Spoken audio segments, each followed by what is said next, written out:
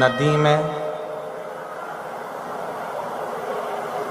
पार उतरने के लिए नाव की बहुत ज़रूरत होती है।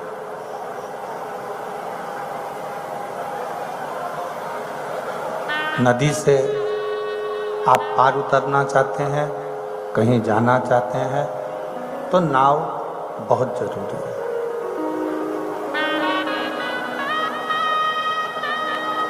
चलकर कहीं जाना है, मंजिल तक पहुंचना है, तो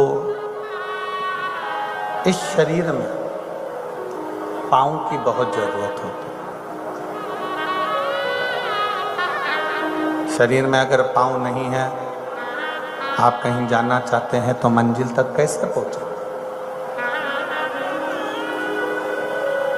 नदी से पार उतरना चाहते हैं, नाव नहीं है तो कैसे उतरे?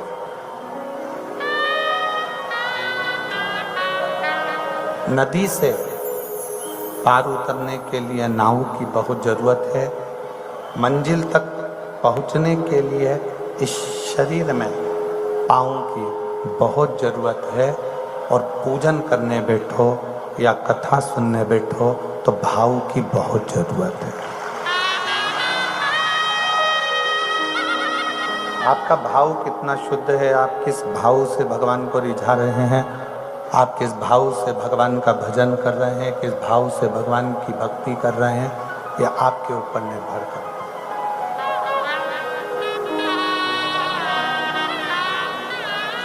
आपका भाव कितना शुद्ध है,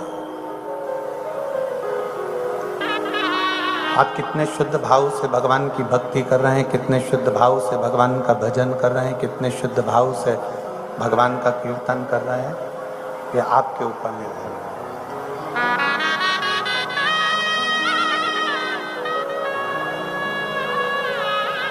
हम प्रतिदिन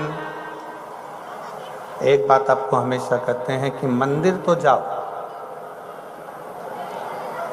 पर मंदिर में जाने पर तुम्हारे भाव की शुद्धता होना चाहिए।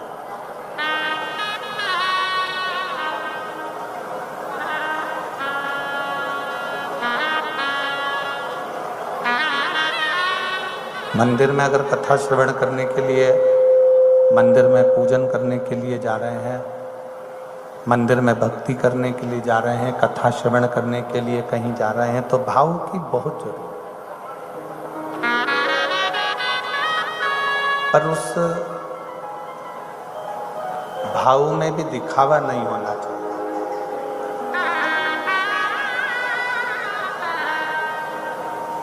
शबरी अम्बा, माता शबरी रोज बुआरी लगाती है, रोज झाड़ू लगाती है, रोज द्वार साफ करती है।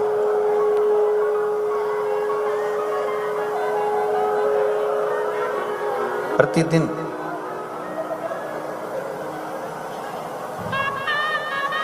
किसके लिए?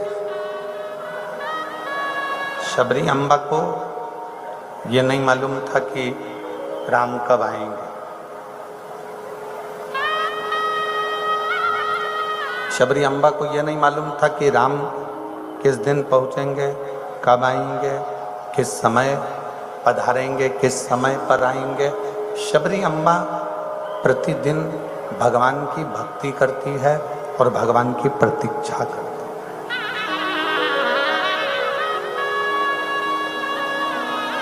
उसको ये ज्ञाति ही नहीं है, उसको ये मालूम ही नहीं है कि भगवान कब आने वाले हैं, कब पहुंचने वाले हैं, कब आएंगे। वो तो अपनी भक्ति में लगी हुई है, वो अपने भजन में लगी हुई है, वो अपने स्मरण में लगी हुई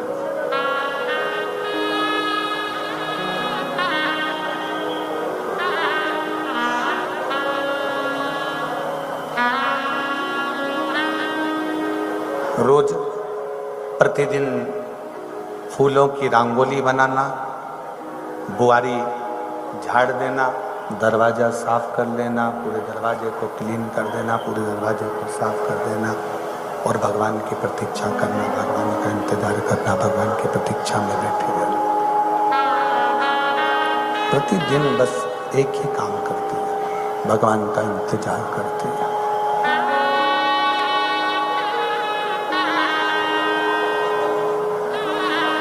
आप भी और हम भी उस माँ शबरी अम्बा की तरह, आप भी और हम भी उस माँ शबरी अम्बा की तरह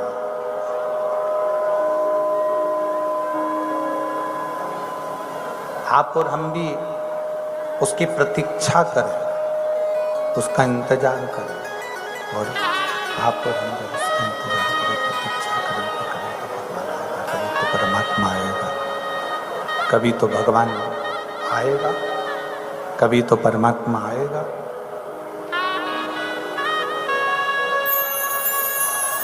एक प्रतीक्षा, इंतजार परमात्मा को आपके करीब में लेकर जरूर आता है। प्रतीक्षा, एक इंतजार परमात्मा को आपके करीब में लेकर जरूर आता है। आप शिव मंदिर तक जाइए, एक लोटा जल समर्पित करते जाइए, एक लोटा जल चढ़ाते जाइए। शंकर के मंदिर में प्रतिदिन जाना, शिव जी को लोटा भर के जल चढ़ाना, इंतजार करना कि कभी तो मेरा शंकर, कभी तो मेरा विश्वनाथ, कभी तो मेरा शंभु, कभी तो मेरा शिव एक दृष्टि हमारे ऊपर करेगा, कभी तो करेगा।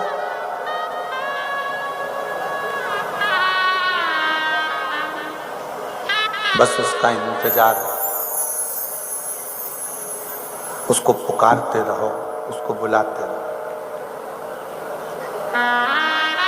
पानी पीने में और चाय पीने में दोनों में अंतर होता है।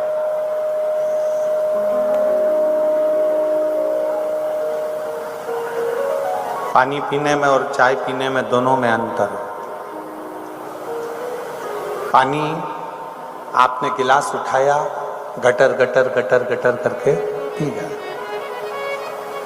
और चाय एकदम बहुत गर्म है, और बहुत गर्म चाय को आप गटर गटर करके पी जाओगे क्या? नहीं पियोगे ना, नहीं पी। पानी पी सकते,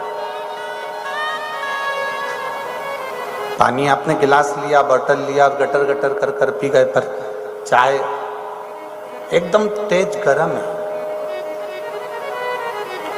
और बहुत गर्म चाय को आप गटर गटर करके नहीं पी सकते, उसको थोड़ा थोड़ा कर कर, धीरे धीरे कर कर पियोगे।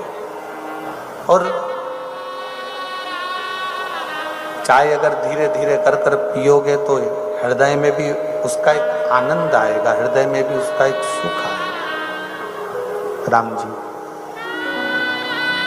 हृदय में भी उसका एक सुख महसूस होगा।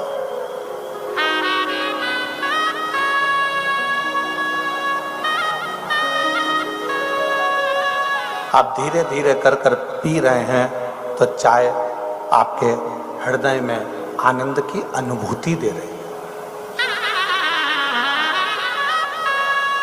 ये शिव महापुराण की जो कथा है,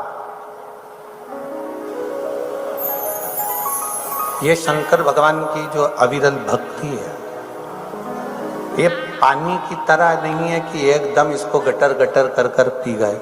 शिव महापुराण की कथा और शिव की भक्ति चाय की तरह है, जिसको धीरे धीरे भगवान की भक्ति में रमाना पड़ेगा, धीरे धीरे भगवान के भजन में जाना पड़ेगा, धीरे धीरे शिव तत्व को पाना पड़ेगा, तब जाकर शिव तत्व हमारे भीतर प्राप्त होता चले जाएगा, हमारे भीतर उतरता चले जाएगा। धीरे धीरे उसको अपने अंदर उतार सकते हो, उतार सकते।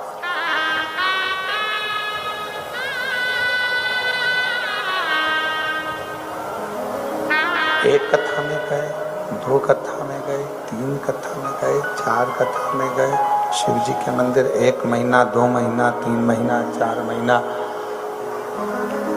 5 महीना, 6 महीना, धीरे धीरे आप जब जाते रहेंगे तब भगवान शिव की कृपा एक ना एक दिन आप पाएंगे। जब